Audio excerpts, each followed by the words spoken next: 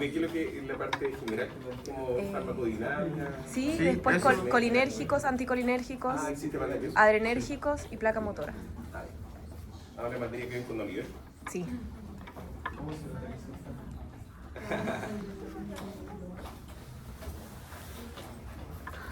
Pero mejor que, o sea, desde el punto de vista de que el certamen sea antes de estos 3 días libres, o tienen uno después.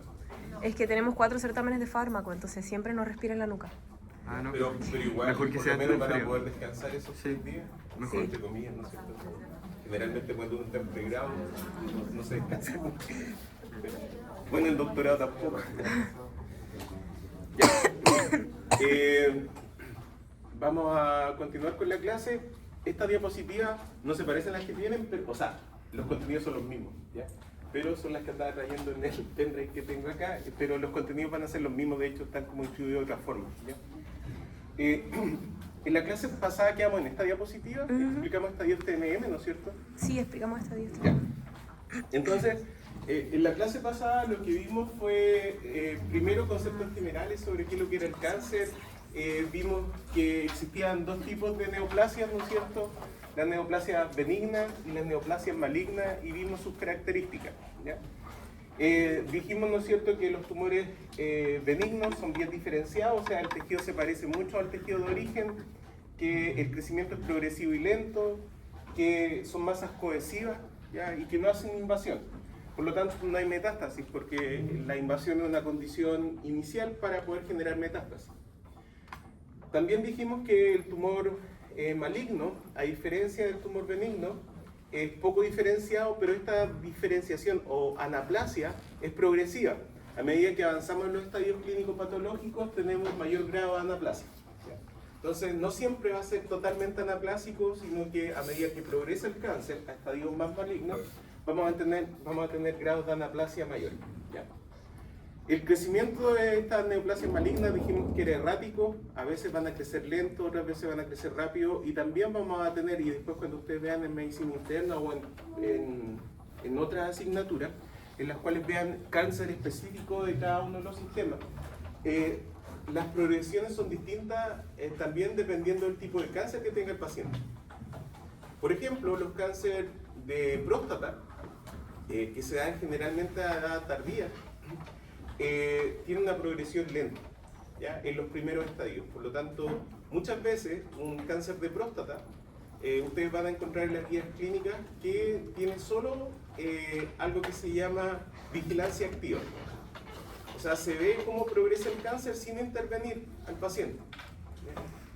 ¿Por qué? Porque muchas veces ese paciente tiene, no sé, 85 años de edad, la intervención podría generar perjuicio en su calidad de vida, y muchas veces el paciente va a fallecer de otra causa y no de su cáncer. No sé si me explico, ¿ya? Entonces las guías clínicas van a encontrar que muchas veces el cáncer de próstata, como es de progresión lenta, en los primeros estadios solo se vigila la progresión.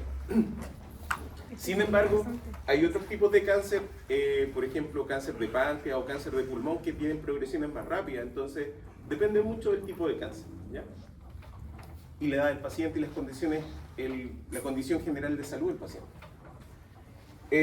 Bueno, el cáncer, ¿no es cierto?, o el tumor maligno es localmente invasor, puede invadir la localidad, y esto también puede llevar a que entren a los vasos sanguíneos linfáticos y generen metástasis en tejidos distantes. En tejidos que generalmente están a veces muy lejos del tejido de origen. Por ejemplo, cáncer de próstata hace metástasis en cerebro, en pulmones, en hígado, huesos. Entonces vamos a encontrar cáncer, ahora tumores en otro tejido, ¿ya? Entonces la pregunta acá es, ¿cómo se genera el cáncer? ¿Cómo llegamos a generar mutaciones para que la célula prolifere de forma descontrolada? Entonces, nosotros en cáncer vamos a encontrar alteraciones en 4 grupos de genes principales en un inicio, ¿ya? Y aquí quiero destacar algo, que las mutaciones que se generan no son elegidas por nadie, o sea, son mutaciones al azar.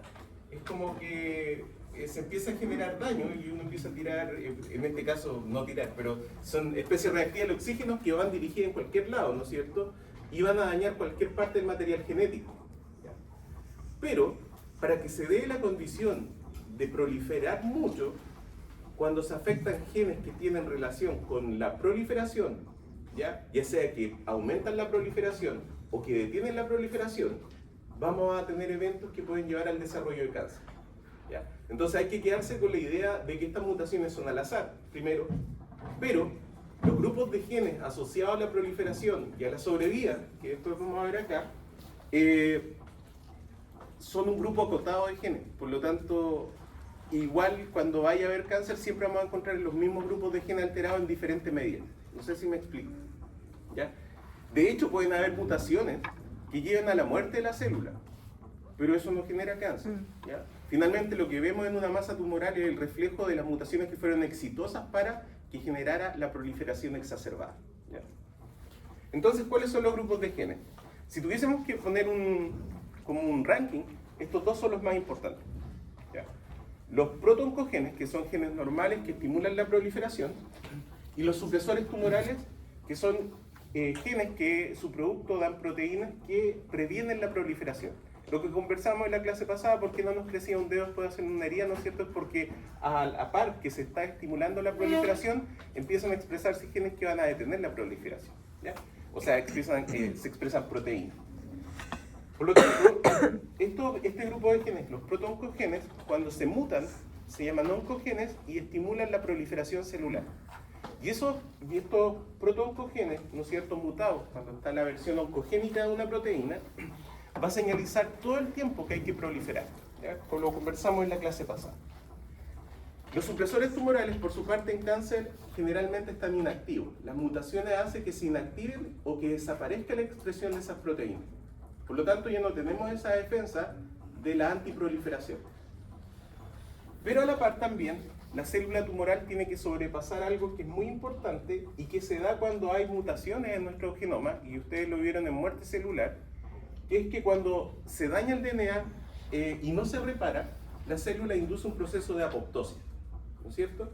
Por lo tanto, las células tumorales, además de generar daño y tener estas mutaciones, debe sobrepasar la apoptosis. Por lo tanto, otro grupo de genes que se muta para que se inicie el proceso carcinogénico son los genes de apoptosis. Y generalmente en cáncer nos vamos a encontrar con este cuadro. Las proteínas proapoptóticas están a la baja. ¿Me dicen alguna proteína proapoptótica? La más importante de todas, de la vía intrínseca. ¿P53? O sea, está involucrado. P53 es una proteína que al haber daño en el DNA, hay un grupo de proteínas que se llaman ATR, ATM, y estas activan unas quinasas de checkpoint. No me acuerdo cómo se llama, pongámosle una serie de quinasas de checkpoint, y activan a P53 y P53 induce reparación del daño. Si no se logra reparar, induce apoptosis, porque sobreexpresa apoptosis, porque promueve la sobreexpresión de qué proteína? Antes del citocromo C. Porque el citocromo C sale, pero porque se forma un poro por una proteína importante. ¿Cómo se llama esa proteína? VAX. ¿Ya? Entonces promueve apoptosis porque este es un factor de tranquilización, entonces promueve la expresión de VAX. ¿Ya? Entonces VAX lo que hace es que la membrana, ¿no es cierto?, de la mitocondria produce un poro, VAX, y este poro genera la liberación del citocromo C, y el citocromo C con otras caspasas genera el apoptosoma y inicia el proceso de apoptosis por vía intrínseca. Entonces, ¿cómo creen que esta VAX en cáncer se induce la apoptosis? ¿Inhibida o a la baja? ¿Ya? ¿Y cómo estarían las proteínas que previenen la apoptosis? Sobreexpresadas, muy bien. Y una de las proteínas que promueve la inhibición de la apoptosis es BCL2. Entonces, generalmente en cáncer nos encontramos a la baja o mutado, VAX sin funcionar, y BCL2 al alza. ¿Ya? Y esto es muy importante. Esto de acá permite que se genere heterogeneidad en cáncer, lo vamos a ver en la diapositiva que viene. En cáncer igual se mutan los genes de proteínas que reparan el DNA. Por ejemplo, acá yo les decía que P53 promueve la reparación del DNA, pero no es directa, porque lo que hace P53 es expresar una proteína que se llama GAD40 y algo, ¿ya? 42 parece. Y esta proteína es de reparación del DNA. Pero si esta proteína de reparación del DNA está mutada y no funciona, ¿se van a reparar las mutaciones que se puedan generar en la célula tumoral? No, porque no hay proteínas que reparen el DNA. Entonces, cuando se mutan los genes de reparación del DNA, no tenemos reparación de las mutaciones. Por lo tanto, aumenta la tasa de mutaciones y aumenta la probabilidad de que el cáncer progrese mucho más rápido, ¿ya? En clínica se ocupan muchos marcadores para ver si un cáncer tiene mutaciones en genes de reparación del DNA, ¿ya? Por ejemplo, en cáncer gástrico van a ver algunos que se llaman MSH1, MLH1, que son genes de reparación del DNA, ¿ya? Si están mutados en un paciente, quiere decir que sus tasas de mutaciones son mucho más altas y que la progresión de ese cáncer va a ser más rápida, ¿ya? Entonces son marcadores de riesgo en la progresión del cáncer. En cáncer de mama, por ejemplo, está BSRA1, BSRA2, que también son marcadores de que ese cáncer tiene alteraciones en genes de reparación y nos va a llevar a una tasa de mutación mucho más grande, ¿ya? ¿Se entiende la idea de la importancia de estos genes? Lo vamos a ver ahora, ¿ya? En un gráfico para que podamos entender y por qué es tan importante que ojalá las tasas de mutaciones sean más bajas. Esto lo vimos en la clase pasada, ¿no es cierto? ¿Sí? Acá. El cáncer se va a iniciar cuando se genere más o menos se habla de entre 8 a 10 genes de proliferación, sobrevida o supresores tumorales mutados que van a permitir que una célula que adquiere esa cantidad de mutaciones, no quiere decir que las del vecindario no estén mutando, ¿no es cierto?, o tengan alteraciones en su material genético. Cuando adquieren esas 10 mutaciones entre genes de reparación, supresores tumorales, oncogenes o de apoptosis, va a iniciar un proceso maligno y se va a poder dividir de forma descontrolada. Entonces, en rojo lo que vamos a representar son esas 10 mutaciones, ¿ya? Supongamos que fueron 10. Entonces, esa célula empieza a originar el cáncer. Eso significa que el cáncer es de origen monoclonal, o sea, se generó desde una sola célula, ¿ya? Pero a medida que el tiempo pasa, vamos a tener expansión clonal de esa célula, o sea, se va a dividir muchas veces, ¿no es cierto? Pero, si en ese punto, en el punto inicial, se alteraron genes de reparación del DNA, es probable, ¿no es cierto?, que se vayan a generar nuevas mutaciones. Y las mutaciones que se generan en esta célula, en cualquiera de estas, es independiente una de la otra. No tendría por qué tener las mismas mutaciones, ¿no es cierto? Entonces, supongamos que una de estas células adquirió un nuevo grupo de mutaciones que hizo que ese grupo de células ahora proliferara mucho más que las iniciales, ¿ya? Y aquí aparece ese grupo. Y ahora ese grupo, o de este grupo, no sé, estas 4 células adquirieron un nuevo grupo de mutaciones que hacen que proliferen mucho más. No sé si se fijan, todas conservan el mismo grupo de mutaciones iniciales, pero después cada subgrupo tiene sus propias mutaciones. ¿Sí? Ya. Le hago una pregunta. Si yo ahora le hago un test de cáncer o de cardiovascular, que es lo que hemos visto, y lo hacemos individual, ¿cómo le diría? Siendo honesto, porque estudiaron por fármacos, ¿no es cierto? Estudiaron insertables. Más o menos. ¿Qué pasa si yo les digo, hagamos esto, pero en grupo, todos juntos? ¿Le diría mejor o mejor? Disculpa, después dime lo que me iba a decir de nada, se me fue. No, eso nomás. Responder. Ya, disculpa. Ya. Le iría mejor, ¿ya? Bueno, las células tumorales, ¿por qué? ¿Por qué le iría mejor? Porque cada uno tiene una capacidad distinta, se acordaría de algo, ¿no es cierto? Y entre todos resolverían el problema. Bueno, el cáncer funciona de cierta manera parecida, ¿ya? Si es que lo vemos desde la teoría de población. Al ser heterogéneo, porque acá tenemos diferentes mutaciones, cada grupo de células tiene diferentes capacidades. ¿Ya? Todos conservan las capacidades iniciales, que era proliferar mucho, pero quizás este grupo de acá se adapta mejor al ambiente, que es pobre en oxígeno. Quizás este grupo de acá se adapta mejor a invadir. Quizás este grupo de acá adquirió mutaciones que hicieron que ya no proliferaran y se arrestaron en el ciclo, y estas van a empezar a poblar la masa tumoral, pero estas se mantienen, no proliferan, pero no están muertas. Y quizás este grupo de acá es un grupo que estimula más la angiogénesis, por ejemplo.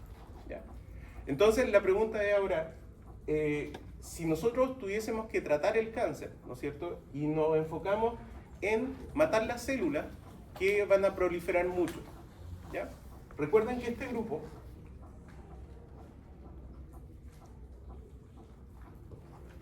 yo les dije que había arrestado el ciclo celular, ¿ya? Está en GC, es una G, ¿ya? Está en GC. Entonces la mayoría de los tratamientos del cáncer están enfocados en matar las células que proliferan mucho, ¿ya?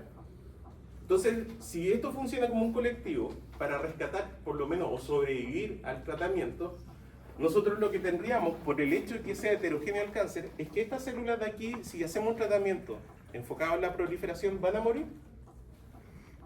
Sí, mueren. Chuta.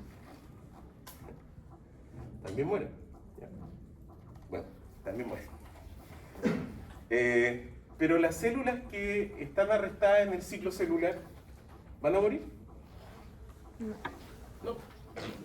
Entonces, el hecho de que el cáncer sea heterogéneo nos da la posibilidad, desde el punto de vista biológico, que se adapte o enfrente mejor un tratamiento. Y eso hace que, por ejemplo, ese grupo de células pueden ser, no sé, 100 células, de millones de células que hay en una masa tumoral. Se erradica el cáncer y visiblemente nosotros en la clínica vamos a ver que ese cáncer hizo remisión, o sea que desapareció. Pero no desapareció completamente. Y quizás 5 años después reaparece. Pero reaparece porque hubo un grupo de células que no murió y se adaptó al tratamiento. Entonces, el problema grande del cáncer es que nosotros no sabemos qué mutaciones tienen las células. O sea, ahora sí se puede saber. Pero no sabemos cómo va a evolucionar. Por lo tanto, esta heterogeneidad que se genera en cáncer es el problema más grande para el tratamiento del cáncer. Entonces la idea es intentar de pesquisar el cáncer, ojalá cuando no sea tan heterogéneo, porque la probabilidad de que exista resistencia es mucho menor a los tratamientos. Vamos a seguir trabajando en este concepto, pero es clave para poder entender por qué es tan difícil tratar el cáncer. Y segundo, es muy importante este concepto para entender que no todas las personas van a responder de la misma manera a un mismo tratamiento del cáncer. ¿Por qué? Supongamos que tenemos dos pacientes en estadio TNM 2. No, disculpen, ya, 3. Los dos pacientes tienen cáncer invasivo. ¿Ya? Los dos pacientes tienen la misma edad. Supongamos que en este caso son dos personas que tienen, no sé, 60 años. ¿Ya? 60 años de edad, las dos son mujeres, ¿ya? Son mujeres con cáncer en estadio 3, invasivo, cáncer de mama invasivo con estadio 3. ¿Ya? Las dos pacientes, desde el punto de vista fisiopatológico, biológico, ¿tienen las mismas mutaciones? No, no tendrían por qué, porque estas mutaciones son al azar, y el azar no va a elegir siempre las mismas mutaciones, a pesar de que los grupos de genes que están asociados a proliferación y sobrevida son acotados. Pero quizá uno tiene más mutaciones en P53 y la otra paciente tiene más mutaciones en RAS que un oncogene. ¿Ya? Entonces ahora, desde ese punto de vista, las guías clínicas dicen que el cáncer de mama invasivo en estadio 3 tiene que tratarse con, no sé, si es ER2 positivo, con fármacos contra ER2. ¿Ya? Por lo tanto, estas dos pacientes que tienen perfiles genéticos y no sabemos qué sus clones tienen de mutaciones, ¿van a responder igual al tratamiento? No necesariamente, ¿no es cierto? Entonces eso hace más complejo el tratamiento del cáncer, porque se tienen que hacer tratamientos generales para perfiles moleculares que son a veces distintos. ¿Ya? Y por eso vamos a encontrar que hay personas que responden muy bien a un tratamiento y otras que no responden a él. ¿Ya? Todo es biológico, ¿ya? Debido a ese problema, que es el problema más grande del cáncer. Hoy en día existen tecnologías en que uno puede tener un tumor y lo puede secuenciar y saber cuáles son las mutaciones, ¿ya? Pero aquí hay un problema. Este es un tumor, supongamos que esta es la masa tumoral. Yo lo puedo dividir en cuadrantes. Las mutaciones que hay en este cuadrante, ¿son las mismas que el que están acá? No, y no necesariamente que este cuadrante y que este cuadrante. Por lo tanto, si yo hago la biopsia y saco células de este lugar, generalmente las biopsias sacan células de diferentes lugares, ¿ya? El cáncer de próstata son como nueve lugares donde se sacan. Puede que yo no tenga todo el perfil de mutación, ¿ya? Porque la arquitectura del tumor en 3 dimensiones no es la misma y por lo tanto quizá a veces pueda obviar lugares donde hay células importantes con mutaciones relevantes que puedan resistir, ¿ya? Entonces, por problemas más complejos que lo que se ve normalmente, ¿ya? Clave entonces la heterogeneidad en cáncer. Ya. Entonces hemos dicho que se generan mutaciones, ¿no es cierto? Y estas mutaciones nos llevan al desarrollo de cáncer, que en su progresión va a evolucionar a generar una masa tumoral que es heterogénea. Entonces ahora volvamos al principio. ¿Qué hace que se generen mutaciones? ¿Ya? Y eso fue lo que quedamos en la clase pasada. Íbamos a empezar a ver qué factores son los que van a llevarnos a que se genere aumento de las tasas de mutaciones en el DNA y cómo esto contribuye al desarrollo de cáncer. Entonces vamos a ver ahora factores de riesgo asociados a cáncer. En la clase pasada dijimos que los eventos que son inflamatorios crónicos generan un ambiente genotóxico que lleva a estrés de replicación y aumento del estrés oxidativo, tanto por el aumento del metabolismo y la generación de especies reactivas del oxígeno. Conversamos, por ejemplo, que cuando hay daño o noxa constante, vamos a tener un estrés de replicación, lo que pasaba en el esófago de Barrett, ¿cierto? Todavía no lo ven, pero lo han escuchado, ¿no? Las metaplasias por esófago de Barrett. Esa metaplasia se produce porque finalmente el epitelio se intenta adaptar a ese pH ácido que genera daño constante, pero ese daño constante genera una infiltración del sistema inmune, aumento de estrés oxidativo y el tejido se intenta reparar todo el tiempo. Por lo tanto, vamos a tener división celular constante en un ambiente genotóxico. Eso nos puede llevar a mutaciones que no haga que el DNA se dañe y pueda generar alteraciones en los genes en ese 4 grupos de genes que son apoptosis, reparación del DNA, supresores de tumores y protoncogénesis, ¿ya? Y los exógenos pueden haber factores de riesgo tanto de radiación, después vamos a ver los más relevantes.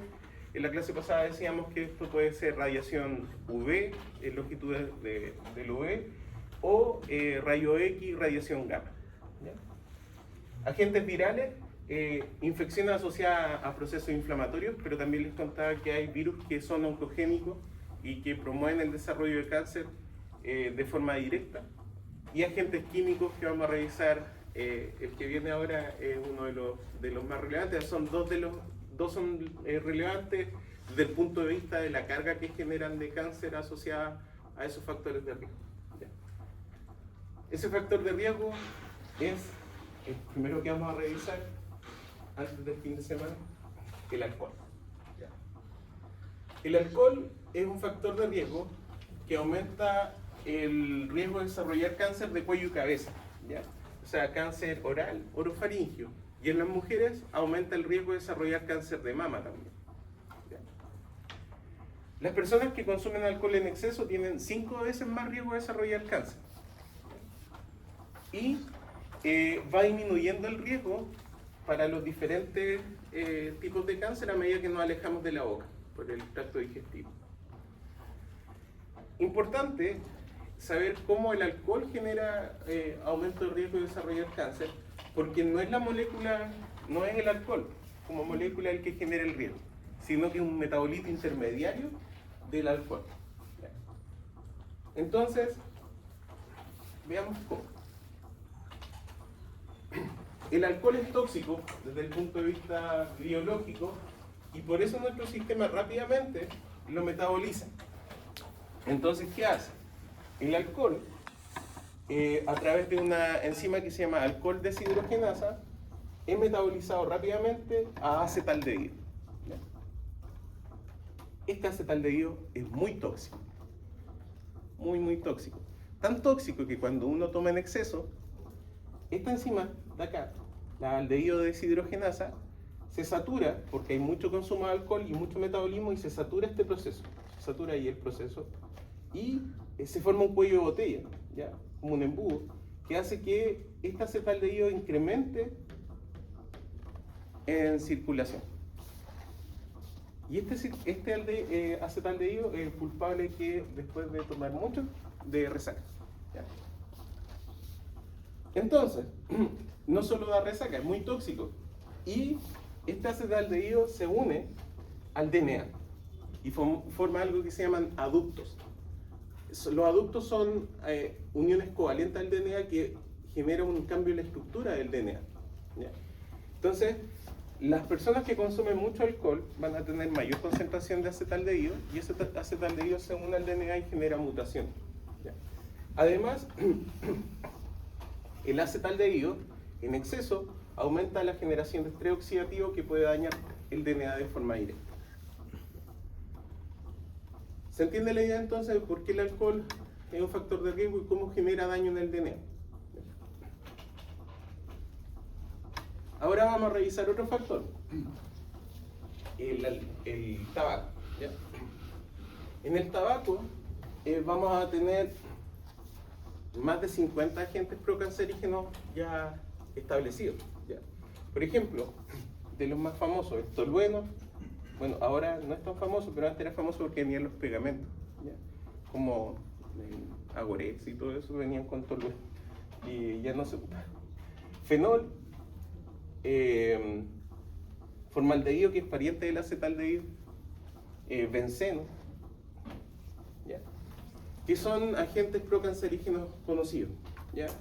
Por lo tanto, cuando una persona fuma, estos productos, la gran mayoría de estos productos se producen en la combustión, en la combustión del tabaco o de otros agentes que puedan ser consumidos de la misma manera. No sé si me explico. O sea, no solo tabaco, lo que se consuma fumándolo va a aumentar el riesgo de desarrollar cáncer de pulmón, ya que es el principal factor de riesgo.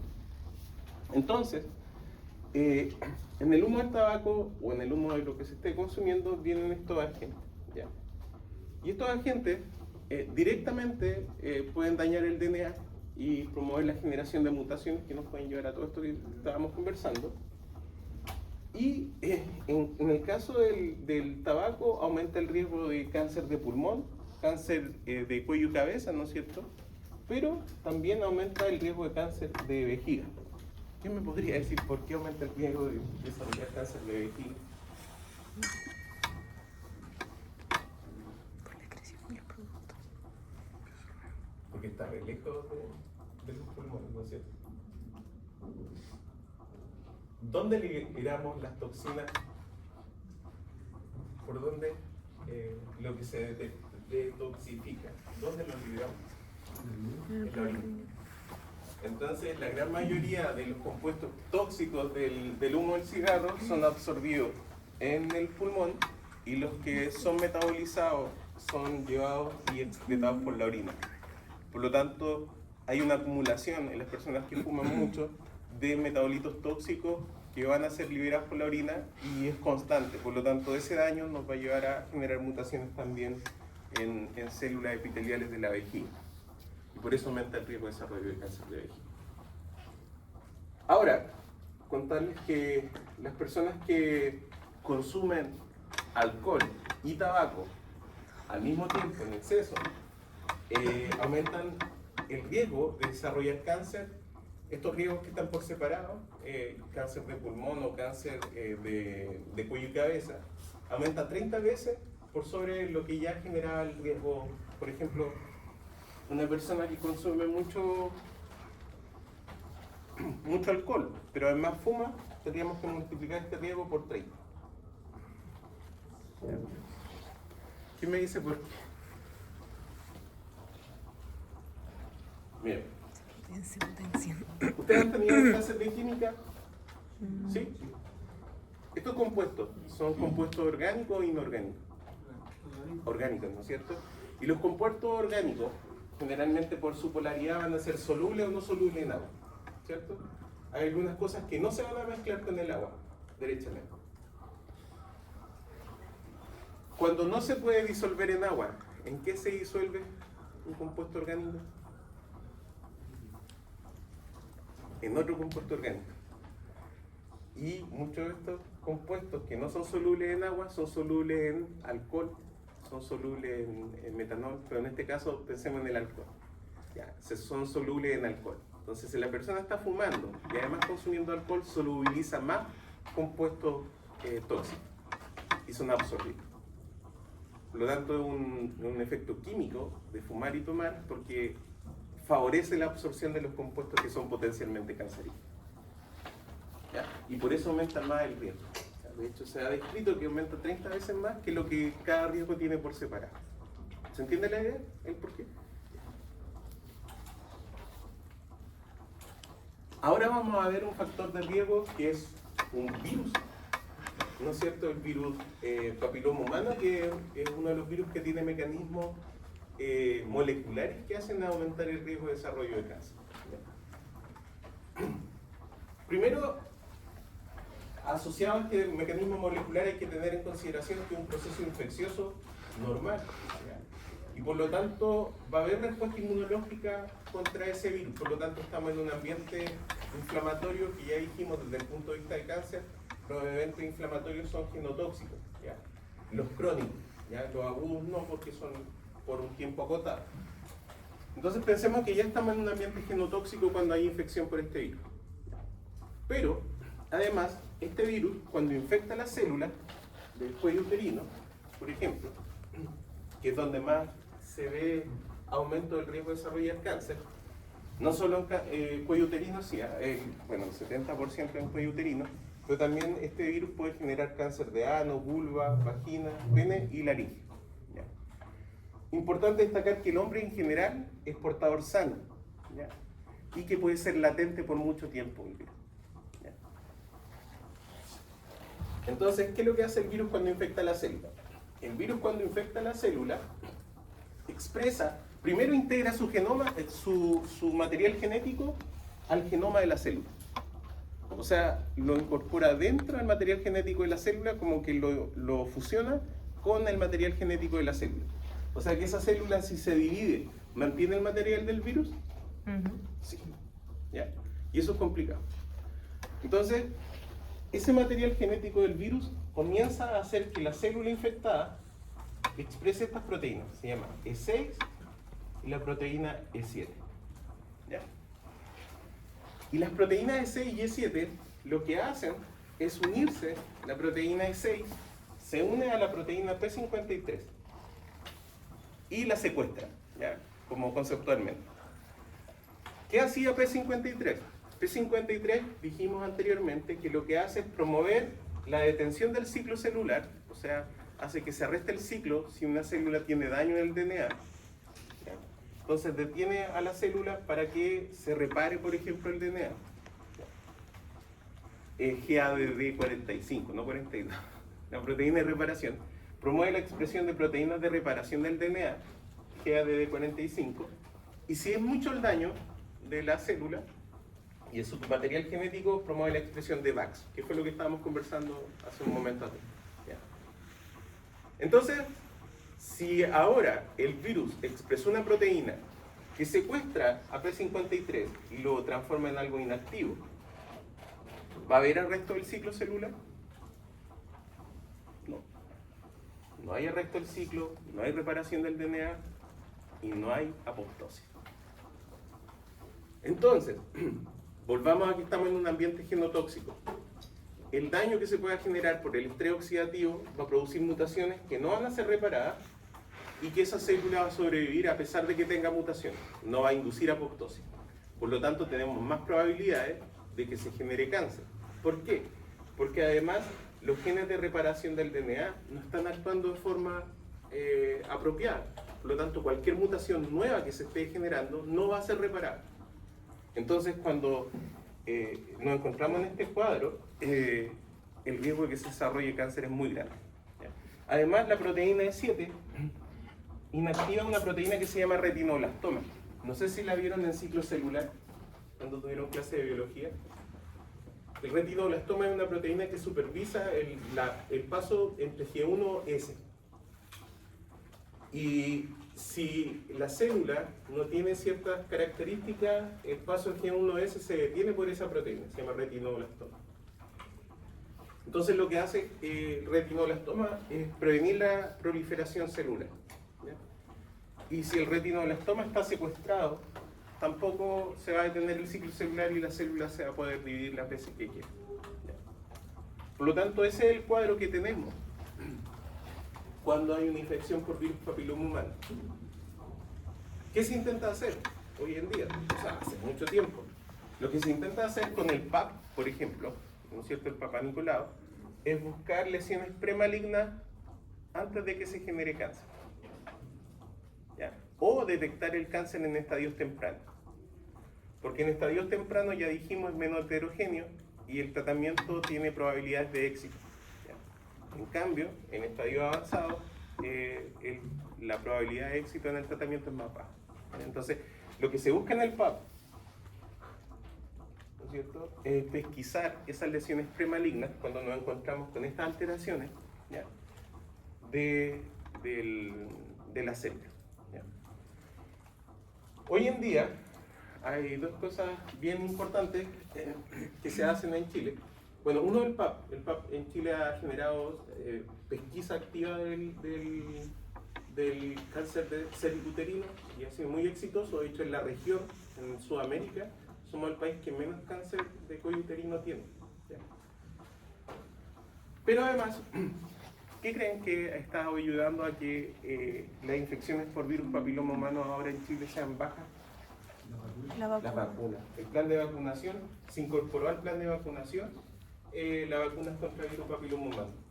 Y se incorporó tanto la vacunación para niñas y niños. Por lo tanto, se previene la infección por los dos áreas. Porque como yo les decía, el hombre generalmente era portador sano. Por lo tanto, eso ha generado que sea bien exitoso el control de virus papiloma humano en Chile. El PAP, no sé si ustedes saben, pero se inicia o se tiene que hacer más o menos cada 3 años después de iniciar la actividad sexual. Eso es lo que se menciona en la guía. ¿Ya? Y el segundo punto. No todos los virus papiloma humanos son procancerígenos. Los serotipos 16 y 18 son los importantes. Porque virus papiloma humano hay más de 100 serotipos. ¿Ya? De hecho, la gran mayoría de los virus papiloma humanos no son procancerígenos, pero sí generan alteraciones, sí generan papilas o papilomas, que son las verrugas, no sé si las conocen. ¿Ya?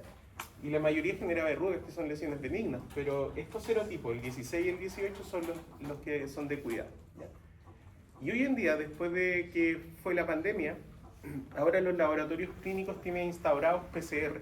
Entonces, además de hacer el PAP, ¿no es cierto?, muchas veces se encarga en mujeres de alto riesgo o en mujeres que quieran hacerse el examen, un panel para detectar los serotipos 16 y 18 por PCR.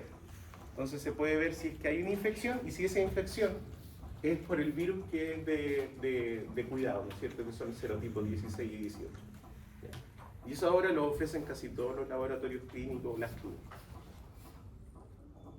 ¿Hay alguna duda respecto a esto? ¿No?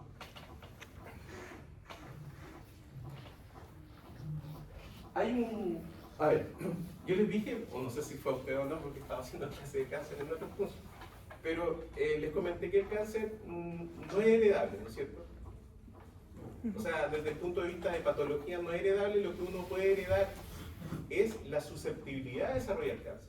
¿Ya? ¿Y por qué no es heredable? Y les dije principalmente porque el cáncer se produce en células somáticas y las células somáticas no tienen capacidad de herencia.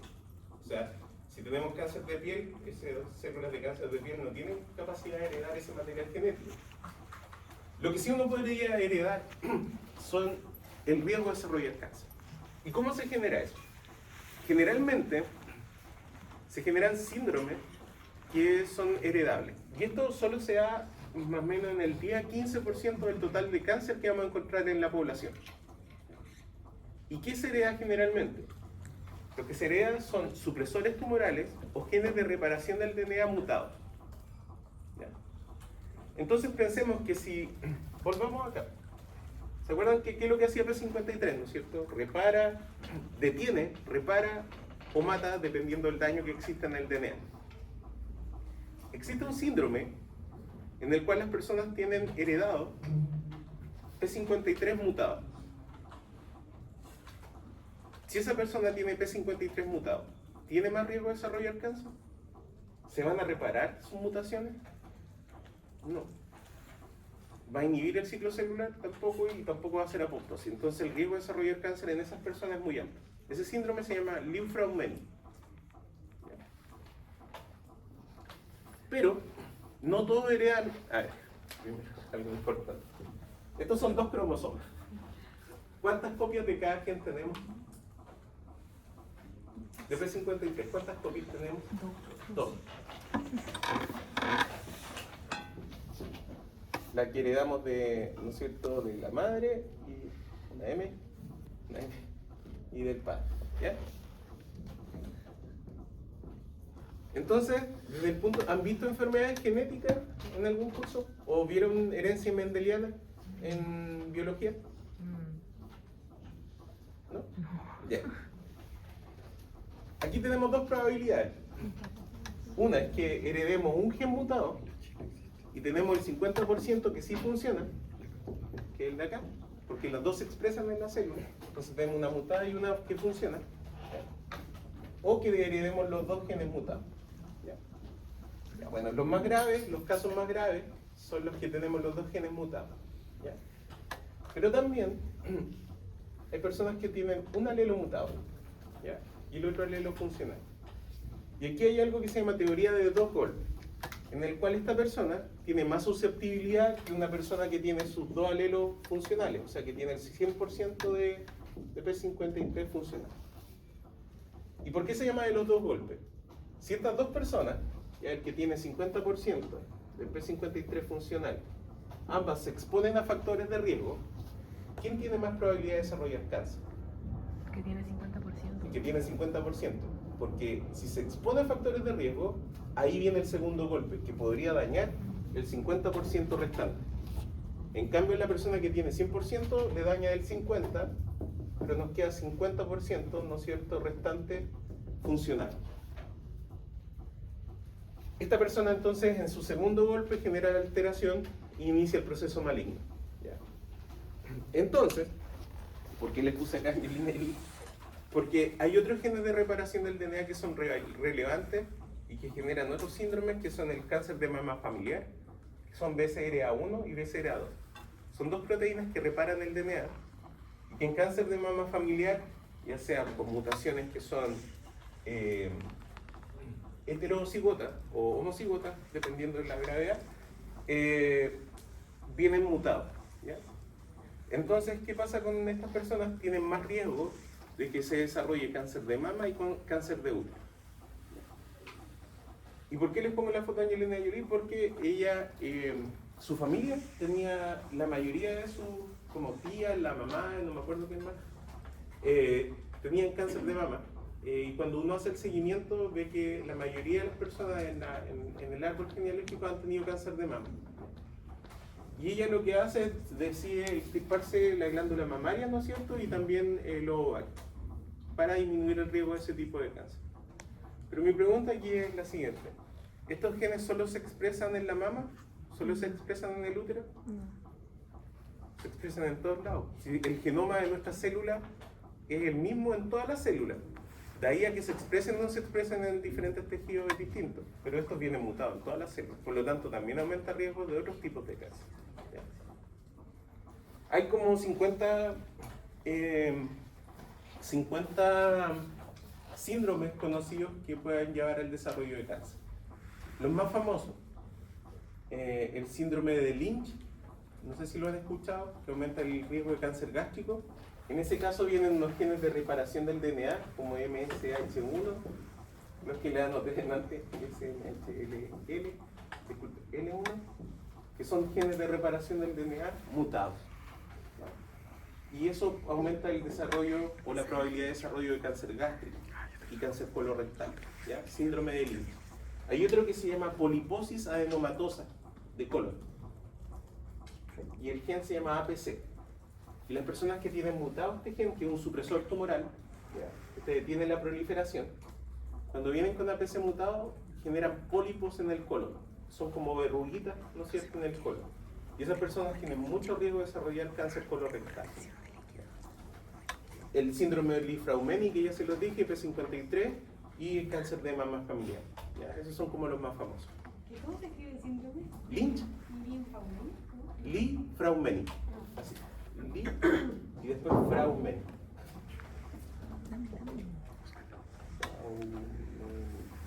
Parece que es con, no sé si es con Y o con Dori, no, ahí. Ya. Pero lo pueden buscar, googleenlo, Li-Fraumeni, y como ahora la I es más rápida, te corrige rápidamente el nombre. Parece que tiene una Y en alguna parte. ¿Ya? Eso. Eso son proteínas de reparación del DNA. ¿Ya? Esto solo para terminar. La clase que viene vamos a conversar que el cáncer no solo es una masa tumoral de células tumorales, ¿ya? De hecho, la masa tumoral solo está representada en un 50% más o menos por células tumorales. El otro 50% son células que le dan soporte, son estromas. Pero es un estroma distinto al estroma del tejido normal. Y es porque la célula tumoral burla molecularmente a las células del estroma para que trabajen para ella. ¿Ya? Entonces, eso es lo que vamos a revisar en la siguiente clase. ¿Ya? Que les vaya muy bien en su certamen de farmacología.